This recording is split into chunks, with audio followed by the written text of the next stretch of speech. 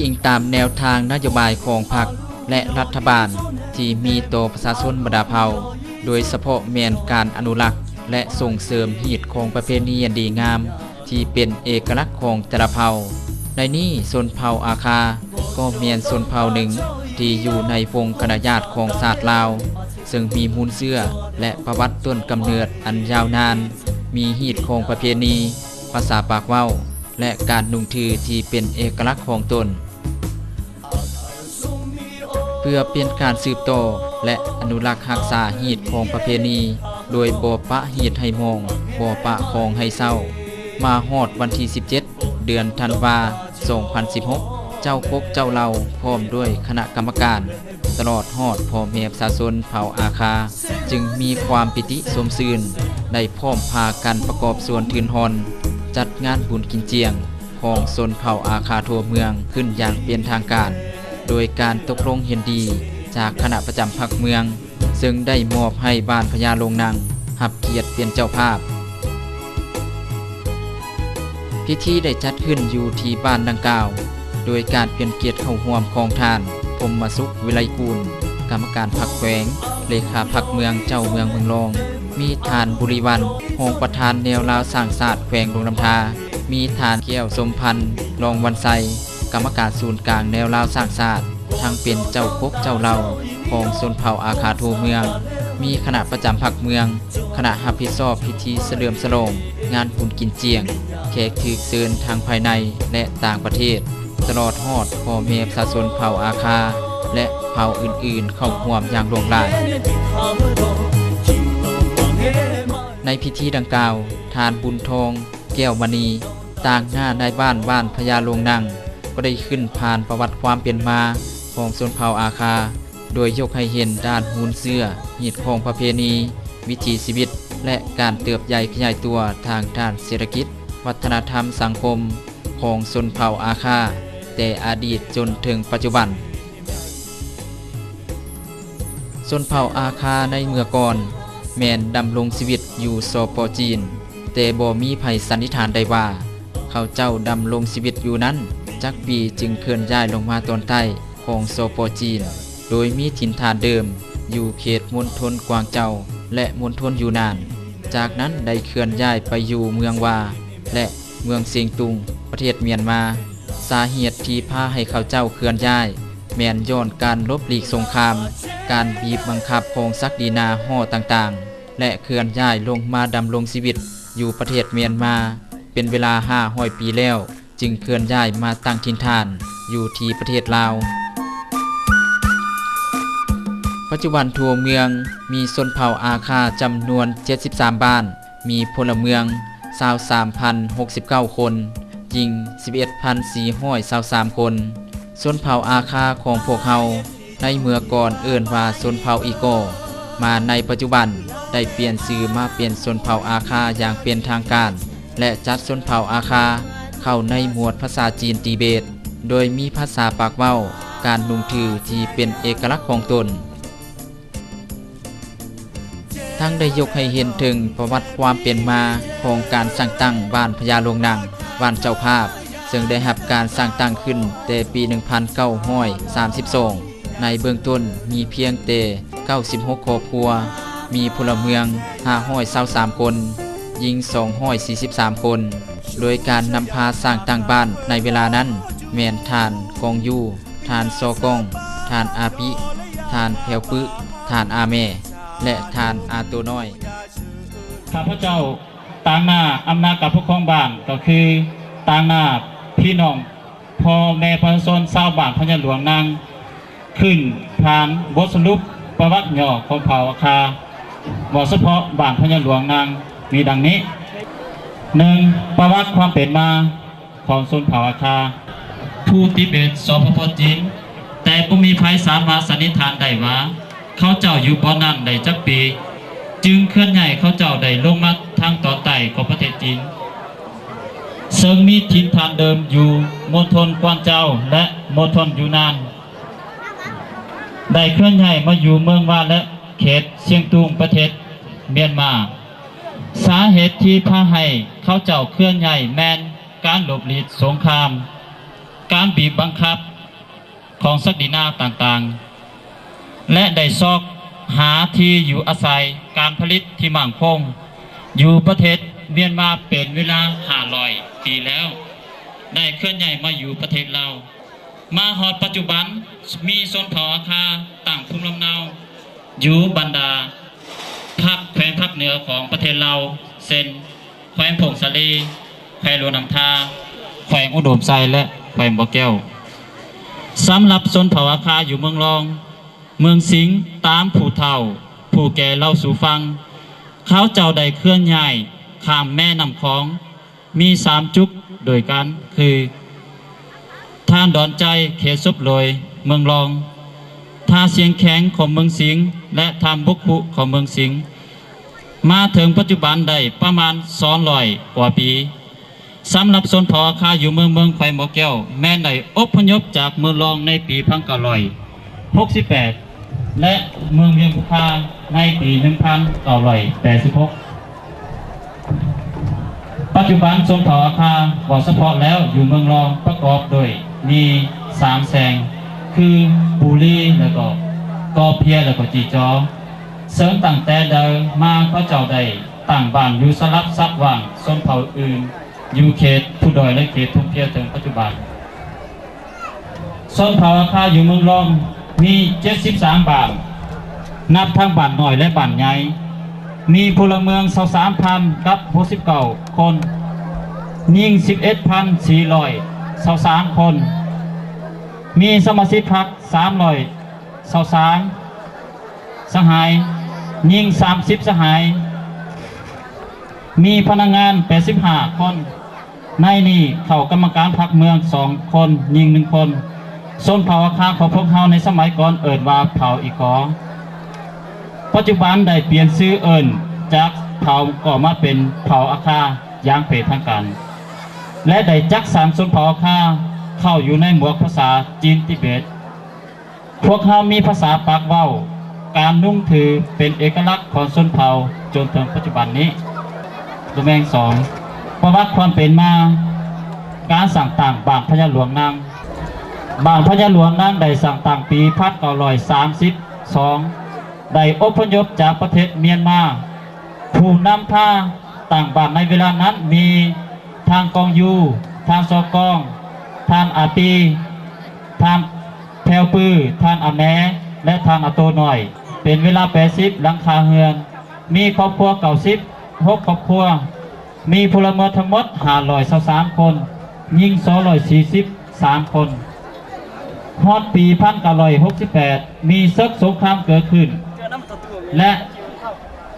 ได้ต่อสู้กับจักรพรรดิอเมริกาเป็นเวลา4 ปีจากนั้นมาฮอดปี1968จึงได้อพยพจากบ้านพญาหลวงไปตั้งขอบเขตบ้านรถท่านเขตเมืองสิงห์เป็นเวลานั้นมีผู้นำพาไปต่างบ้านมีทานอาปีทานลุงเคอร์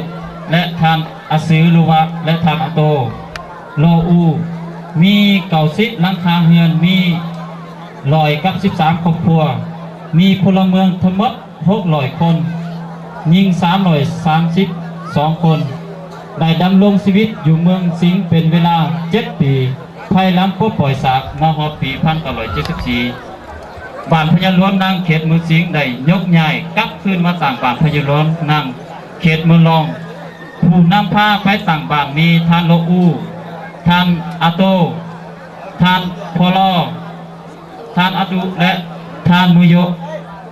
มหาปี1979บ้านพญาหลวงนางได้ฮับนำมายกบ้านวิรชนแห่งศาสตร์มาถึงปัจจุบันเป็น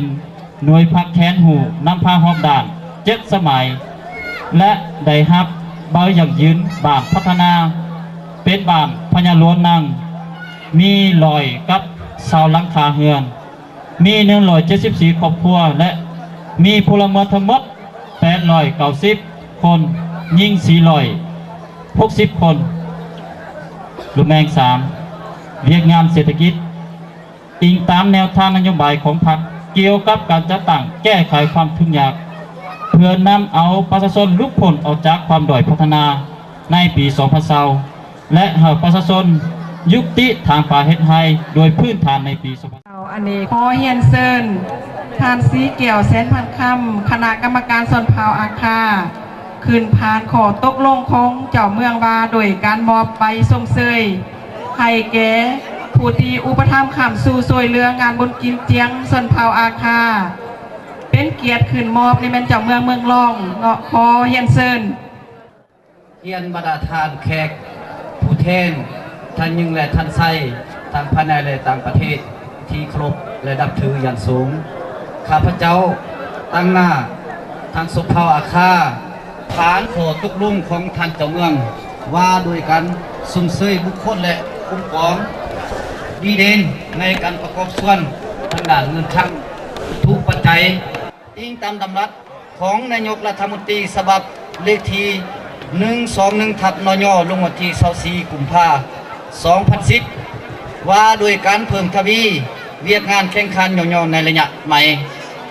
อิงตามหนังสือเสนอของคณะรับผิดชอบส่วนเผ่าอาคาข้างวันที่12 เดือน 12 2016เจ้าเมืองตกลงมาตราหนึ่ง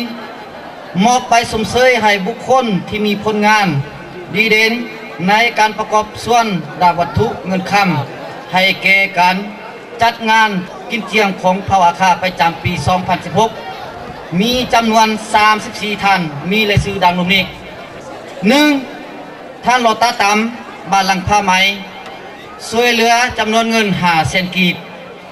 2. ท่านโลสูงบ้านพุทธสว่างช่วยเหลือเงิน5 แสนกีบ 3. ท่านงอซ้อบ้านจากคำตาลช่วยเหลือจำนวนเงิน4 แสนกีบ 4. ท่านเย็บโพบ้านตาโฮมช่วยเหลือจำนวนเงิน350,000 กีบ 5. ท่านโลยุบ้านลังพาช่วยเหลือ3 แสนกีบ 6. ท่านกาลีบ้านพาเตช่วยเหลือ3 แสนกีบ 7. ท่านวอเซบ้านตาโฮมช่วยเหลือ3 แสนกีบ 8. ท่าอาโตบ้านพญาหลวงนั่งช่วยเหลือเงิน4 แสนกีบ 9. ท่านเวียงเกียวบ้านพญาหลวงนั่งช่วยเงิน3 แสนกีบ 10. ท่านอาบ้านพญาหลวงช่วย3 แสนกีบ 11. ท่านวันไส้บ้านพญาหลวงช่วย3 แสนกีบ 12. ท่านลาปันบ้านพญาหลวงช่วย3 แสนกีบ 13. ท่านทองเพชรบ้านพญาหลวงช่วย3 แสนกีบ 14. ท่านอ่อนศรีบ้านพญาหลวง3 แสนกีบ 15. ท่านโกยึบ้านพญาหลวง3 แสนกีบ 16. ท่านโลเซบ้านพญาหลวง3 แสนกีบ 17. ท่านโลตาบ้านพญาหลวง3 แสนกีบ 18. ท่านเยโลบ้านพญาหลวง3 แสนกีบ 19. ท่านโทเซบ้านพญาหลวง3 แสนกีบ 20. ทางหลองโพบ้านพญาหลวง3 แสนกีบ 21. ท่านพ่อเคอบ้านพญาหลวง3 แสนกีบ 22. ท่านโลอึดบ้านพญาหลวง3 แสนกีบ 23. ท่านโซเยะบ้านพญาหลวง3 แสนกีบ 24. ท่านลาเจจาบ้านจากคำปิง3 แสนกีบ 25. บัตรแพรปัจจัยร่วมบ้านนำมะ3 แสนกีบ 26. ท่านพ่อแยะบ้านส้มปันยาวไหม3 แสนกีบ 27. ทางจองแพ้วบ้านตาโฮม3 แสนกีบ 28. ท่านจิซึบ้านตาโฮม4 แสนกีบ 9. ท่านนางล่ารองวันไซบ้านจอมแจง360,000 กีบ 30. ท่านนางบุญแพงเพชรดวงศรีบ้านจอมแจง3 แสนกีบ 31. ท่านอ่อนศรีจันทวงศ์บ้านดอนแยง3 แสนกีบ 32. ท่านโซปาบ้านพญาหลวงนั่ง3 แสนกีบ 33. บัตรแพรปัจจัยรวมบ้านห้วยนา3 แสนกีบ 34. ท่านสยุบ้านตาโฮม3 แสนกีบ มาตรา 2. มอบให้คณะรับผิดชอบส่วนเผ่าอาคาและภาคส่วนที่เกี่ยวข้องจัดพิธีมอบรับใบสุ่มเสยอย่างสมเกียรติ มาตรา3ขอตกลงฉบับนี้มีผลศักดิ์สิทธิ์นับแต่มือลงลายเซ็นเป็นต้นไปห้องเจ้าเมืองเซเลตประทับตา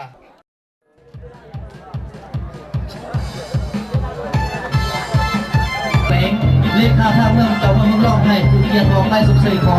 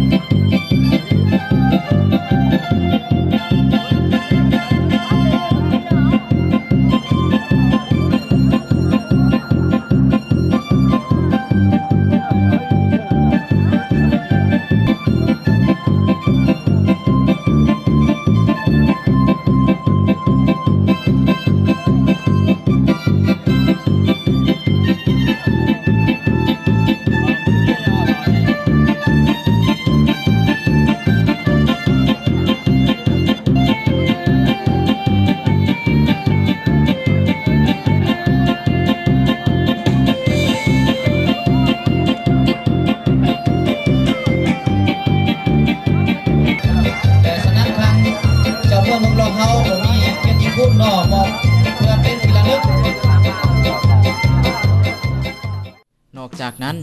ยังมีหลายภาคส่วนทางภายในและต่างประเทศก็ได้ประกอบส่วนทืนฮอน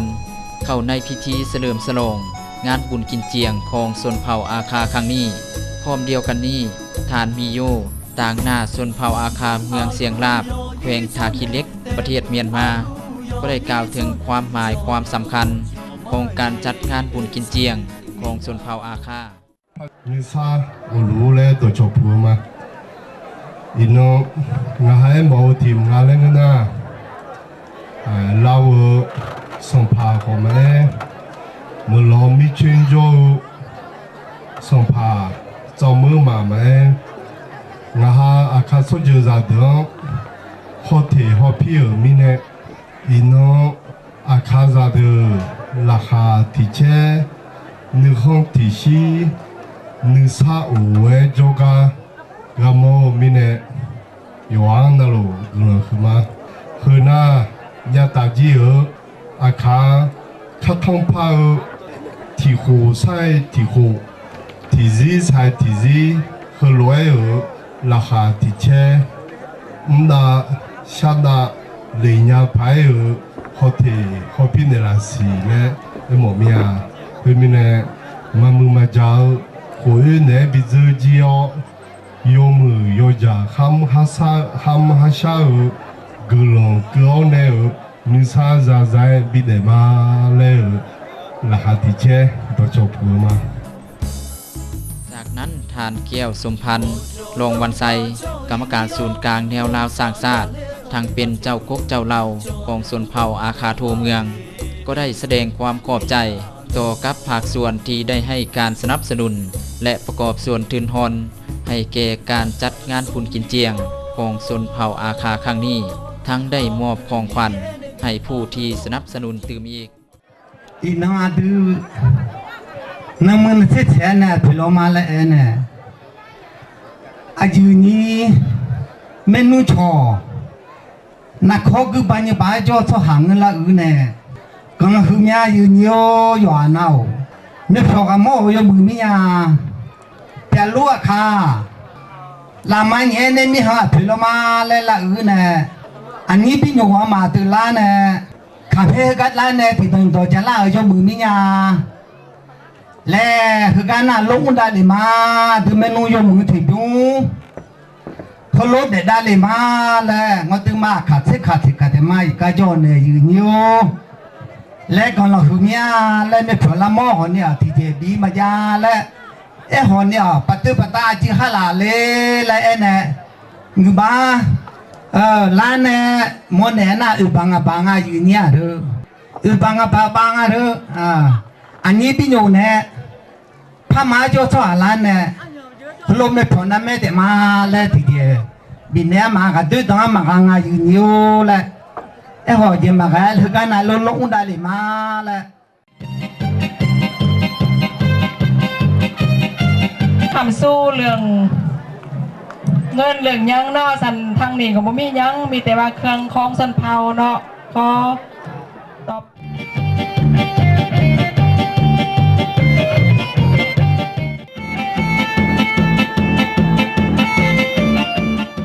โอกาสที่มีความหมายสำคัญนี้ทานบุริวันรองประธานแนวลาวสร้างศาสตร์แขวงหลวงน้ำทาก็ได้ขึ้นอ่านสารอวยพรของประธานแนวลาวสร้างศาสตร์ต่อกับพิธีเฉลิมฉลองงานบุญกินเจียงของชนเผ่าอาคาเยี่ยมท่านพมสุขวีรกุลกรรมการพรรคแขวงเลขาคณะพรรคเจ้าเมืองรองพร้อมด้วยบรรดาทานคณะพรรคคณะนามเมืองที่นับถือเยี่ยมท่านแก้วสมพันธ์รองวันไทย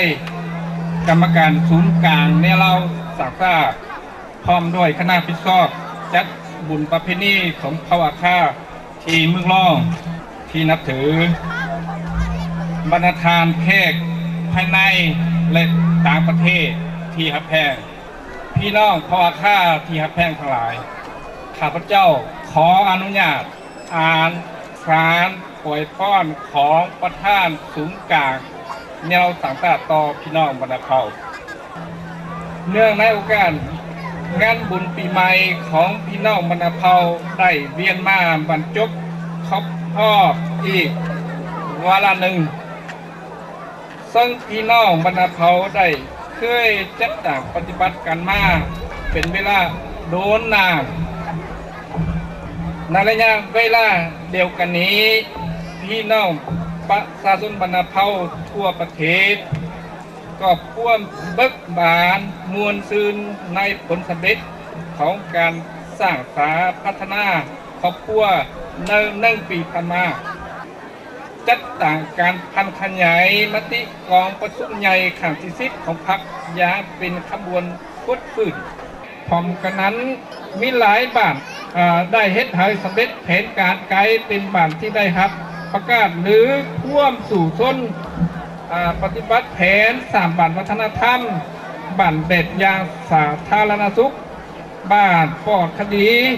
บ้านปลอดยาเสพติดบ้านป้อมมั่นสู่ลบติดเลียนที่มีความเข้มแข็งและพัฒนาซึ่งมีบัตรเลี้ยวประวัติศาสตร์ที่มีความหมายสำคัญที่สุดและตัดสินต่อกับการสร้างสาพัฒนาประเทศชาติให้ลุกพ้นจากความด้วยพัฒนาและครอบครัวให้ลุกพ้นจากความทุกข์ยากโอกาสเดียวกันนี้ทานพรหมสุขวิไลกูลกรรมการพรรคแขวงเลขาพรรคเมืองเจ้าเมืองเมืองรองก็ได้โอ้ลมแสดงความย่องยอสมเสยและอวยพรใส่อันประเสริฐเนืองในโอกาสงานบุญกินเจียงของชนเผ่าอาคาพร้อมทั้งเรียกร้องมายังพ่อแม่ประชาชนเผ่าอาคาก็คือเผ่าอื่นๆภายในเมืองจงเพิ่มทวีความสามัคคีช่วยเหลือซึ่งกันและกันระหว่างเผ่าต่อเผ่าพร้อมการสืบต่ออนุรักษ์และส่งเสริมหีบของประเพณีอันดีงามที่เป็นเอกลักษณ์ของตนและซุ่มใส่พัฒนาเศรษฐกิจสังคมให้เข้มแข็งขึ้นไปเรื่อยๆขอเรียนท่านบุริวันห้องประธานแนวลาวศักดิ์ศาสตร์แขวงที่เคารพและนับถืออย่างสูงเรียนท่านแก้วสมพันธ์รองวันไส้กรรมการแนวลาวศักดิ์ศาสตร์ผู้ทรงคุณวุฒิหัวหน้าชนเผ่าเรียนบรรณาทานการนำของเมืองของแขวงบรรณาทานแขกทางภายในและต่างประเทศและก็แสดงความหักแพงนับถือมายังบรรณาทานยิ่งทางซ้ายญาติพี่น้องบรรดาเผ่าบ่ร่วมบ่สปอแม่นพี่น้องเผ่าอาคามื้อนี้เป็นมื้อสันวันดีเป็นมื้อสีวันสอบมื้อประกอบวันงามพี่น้องชาวลาวบรรดาเผ่าบ่ร่วมบ่เฉพาะแม่นพี่น้องเผ่าอาคาอยู่เมืองร่องได้เตาโฮมแนวคิดจิตใจความสามัคคี ทางด้านวัตถุและจิตใจประกอบส่วนจัดงานเฉลิมฉลองบุญกินเตียงเป็นบุญใหญ่ของพี่น้องภาวอาคาโดยเฉพาะปีนี้ก็เป็นปีที่มีโศกมีไส้ที่สุดว่าเราได้มาจัดอยู่บ้านพญาหลวงซึ่งเป็นบ้านวีรชนในการต่อสู้ปลดปล่อยศาสตร์ฉะนั้นผ่านการก้าเกียมผ่านการรับฟังบทรายงานเห็นว่าพี่น้องบรรดาเผ่าอยู่เมืองร่องได้มีการพัฒนามีรายรับมีกินมีอยู่บ่ร่วมบ่เฉพาะแม่นพี่น้องชนเผ่าอาคาอยู่เมืองร่องซึ่งเป็นพี่น้องเผ่าอาคาที่มีมูลเสื้อความสามัคคีกับบรรดาเผ่ามีความดุมันขยันเพียรมีความมานะอดทนเคียงบ่าเคียงไหลกับบรรดาเผ่าเพื่อสร้างชีวิตการเป็นอยู่ที่ดีน้ำมือน้ำดีขึ้นต่างหน้าคณะนำของเมืองก็คือในนามส่วนตัวข้าพเจ้าขอเชิญชวนบรรดาทานแขกผู้มีเกียรติตบมือสมเสยผลงานของเขาอย่างสุดอกสุดใจมาณโอกาสนี้ขอสมเสยมือนี้เป็นมือเฉลิมฉลองบุญกิจเตียงใหญ่ของพี่น้องภาวอาคาข้าพเจ้าขอเอียงห้องทับประกัน3เนื้อในที่1แมนหักษาใดเอกลักษณ์สีสันวัฒนธรรมอันเป็นหีดของประเพณีอันเป็นเอกลักษณ์เฉพาะของพี่น้องภาวอาคาไว้ให้นับมือนับสวยสดงดงามและมีความยืนยงก้าวหน้าตลอดไปอันนั้นอันที่1อันที่2หักประกันในความสามัคคีบรรดาเผ่าอย่างสุดความนักแน่นแน่นแฟนหักประกันเนื้อในที่3แมนหักประกันเนื้อในความสงบปลอดภัยขอกล่าวคำว่าสบายดีและสบายดีแล้วก็ขอถือโอกาสนี้เปิดงานบุญกินเถียงของชนเผ่าอาคาอยู่เมืองรองนับแต่เวลานี้เป็นต้นไปขอขอบใจสมชายเลย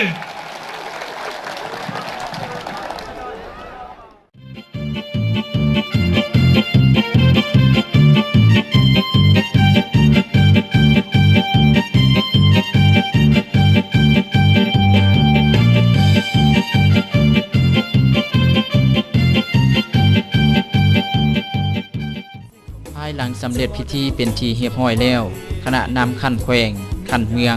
แขกถูกเชิญทางภายในและต่างประเทศตลอดฮอดพ่อแม่ประชาชนก็ได้เข้าชมกิจกรรมที่ติดพันกับการดำรงชีวิตโดยเฉพาะแม่นการทำมาหากินที่ติดพันกับธรรมชาติของชนเผ่าอาคาในเมื่อก่อน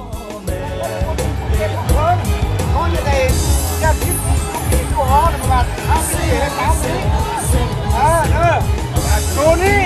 เดินมามู่ฟ้ามาทำไหลอยู่นะ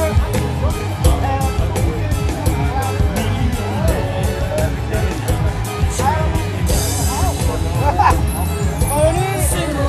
ลูกค้า3 มือได้เป็น1 ไปจ่ายตัวนี้ก็เช่นเดียวกันแต่ตัวนี้สลับตัวนี้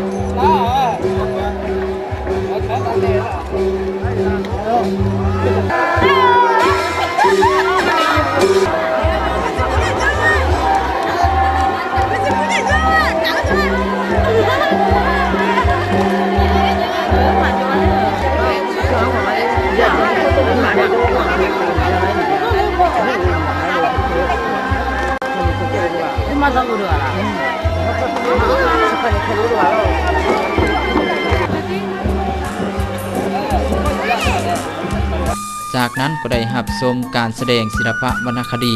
โดยบรรยากาศที่ฟดฟื้นม่วนซื่น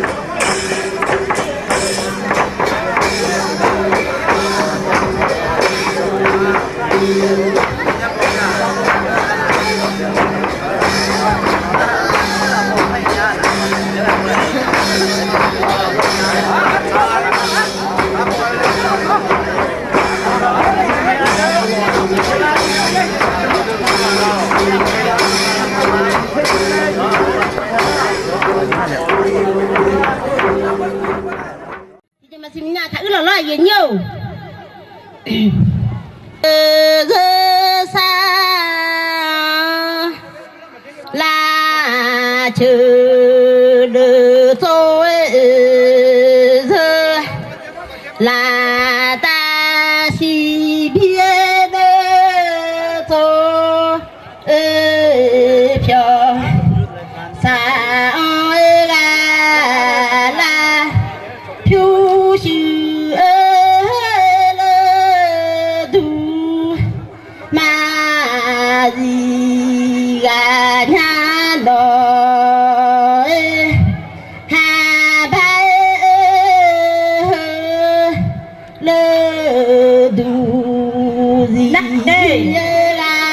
hanya luang benang nak kadi de sama ki paula tale thade ma ja nya lo ha ba le pyo ja mi la la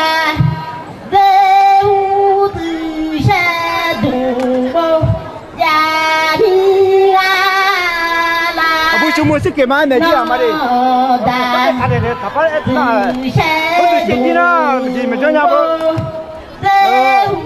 Ya Tuhan, Masya Jami'ala segala tebo mau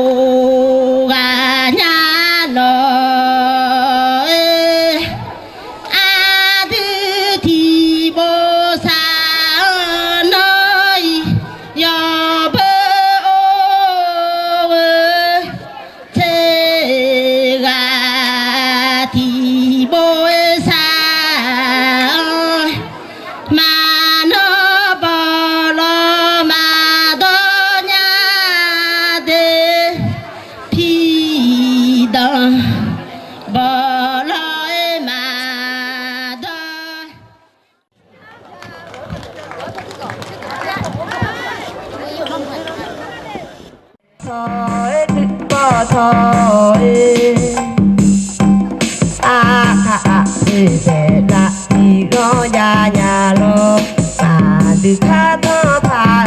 là khô video là khô video là khô video là thổ mà từ bộ thổi từ bộ thổi từ bộ thổi từ bộ thổi a kha thì lo mi lo da da la hi ya lo thi ya hu tu ma o ya le mi la thổ mà bộ thổi từ bộ thổi bỏ thôi a kha thì lo nè cha lệ chi nó nha mà từ kha thọ pha nè bỏ thọ tu nó mà là thọ lê từ bỏ thôi từ bỏ thôi từ bỏ thôi từ bỏ thôi mà phụ mà từ a phụ xả lê mà phụ cho ba nương mà xì mừng xả lê mà là thổ lê từ bỏ thôi từ bỏ thôi từ bỏ thôi từ bỏ thôi mà phụ bạc mừng xuống xe tha từ e dù là nhà là thổ lê mà phụ ba cho xuống xe để thả cho là nhà là thổ lê từ bỏ thôi từ bỏ thôi từ bỏ thôi từ bỏ thôi mà phụ để đòn để ya lo mà thả lê nhà là thổ lê mà phụ ya ga cứ a đi xả lê mà là thổ lê từ bỏ thôi từ bỏ thôi từ bỏ thôi từ bỏ thôi a ga y từ ta ho mo ya le nhà le thổ lê ya si thọ go me la ho he ya le nhà le thổ lê từ bỏ thôi từ bỏ thôi từ bỏ thôi từ bỏ thôi do ta có cho ya ni ga ma ton le nhà le thổ lê phụ tu ya mi ha cứ mi za ya le ma le thổ lê từ bỏ thôi từ bỏ thôi từ bỏ thôi từ bỏ thôi lao thong pha lo nu có hè nè nhà mừng là đã thế đừng mà thì mừng hè nè nhà là thổ mà từ bỏ thôi từ bỏ thôi từ bỏ thôi từ bỏ thôi a ga ya ma do phu tu tha le ma ya ye ma do nga du mi ho tha le ma le tho le du bo tho e du bo tho du bo tho e du bo tho nga ta do ta na ma du a lo a ta no thu ta na ma de a ma le tho le du bo tho e du bo tho đi mà đi khăn là để ý nhiều rồi nè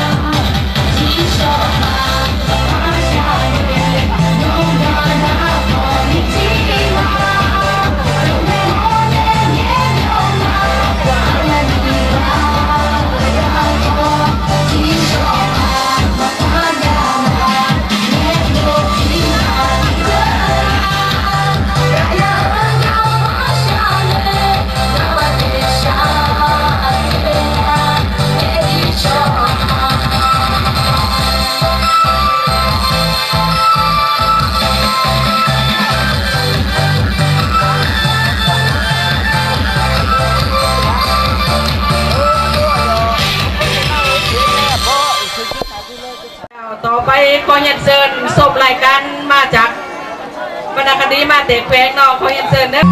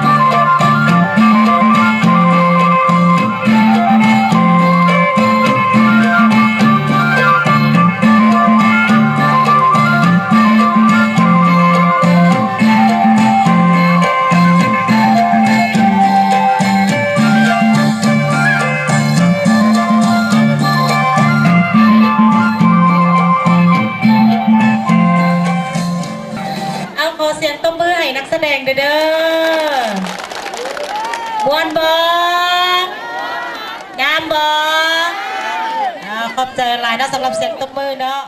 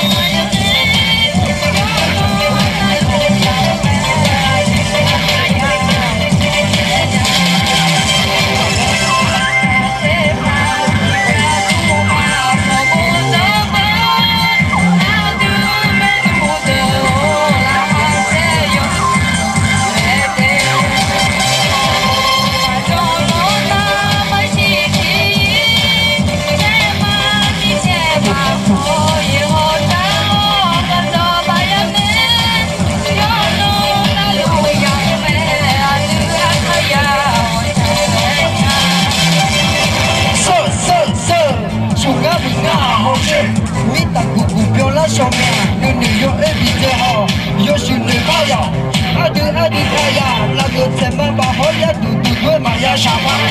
请坐的女生做爱无下大里娜，我从无多年爱的他呀，点到了点，就快。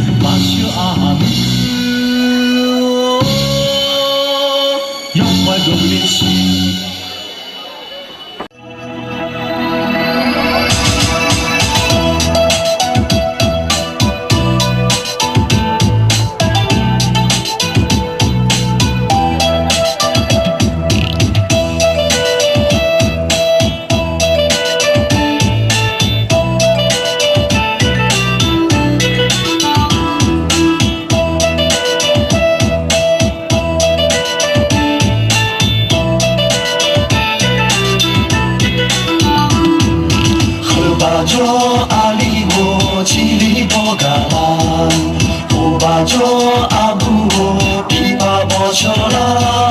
라파지다 바시시메 띠라노라샤 범성구도의 칠레데데 뚱버서도라 구바조 사모호 아시르도라 구바조 사구호 기질레 마샤도 허어유에 다두유네 아카다니니에 인너와서 아며서대 뚱버서도라 미호모 아카자 이너저즈나 아드모 아카자 아무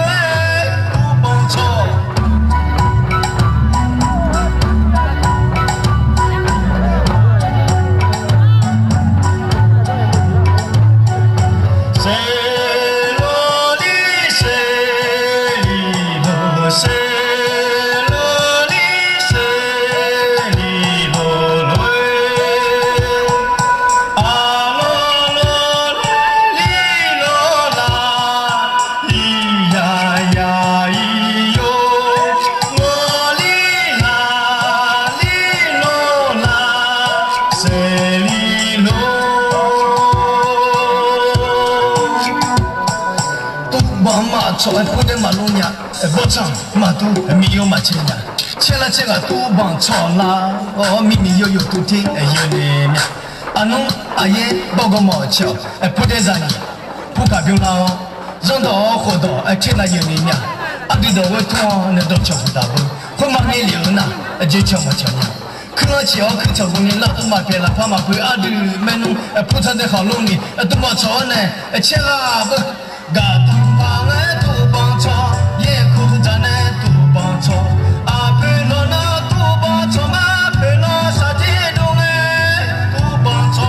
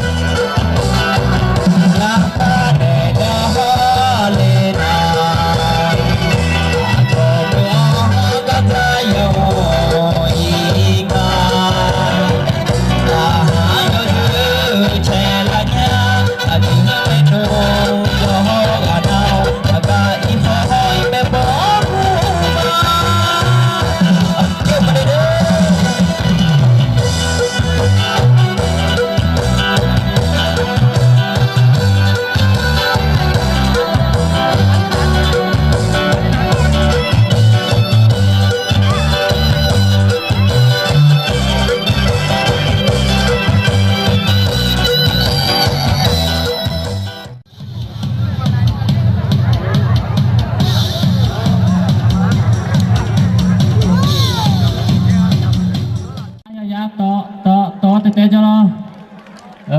เตะเลยพวกขาง่ะแล้วพวกขาแล้วมาเอาหน้าในห้องระดับ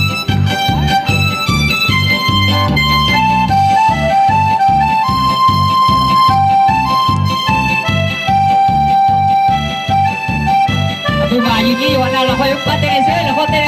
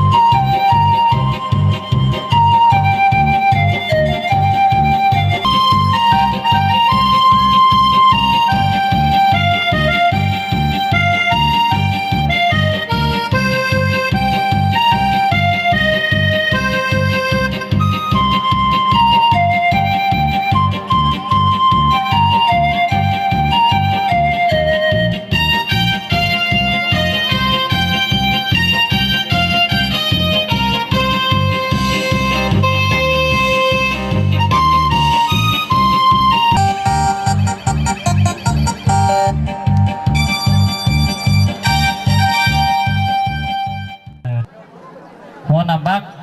เฮ็ดหมอก16โลส้มมะมักเตา50โลกับหอย3โลบาดแสนเข่าหน่อไม้16โลนำมะมักเตา40โลบาดหัวหน้าปลาหน่อย16โลบาดหัวปุงปลาหน่อย13โลบาดผู้หินผักกาดส้ม15โลอันนี้เป็นการ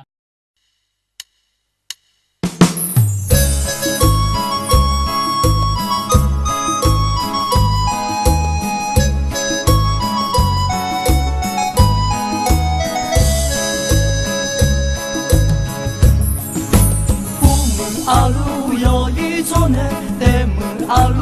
有一座呢，叫的我叫买的啥的米呀喏，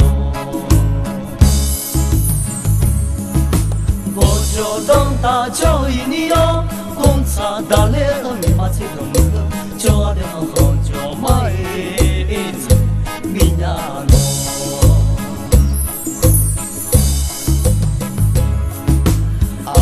送米哦，你也能给他多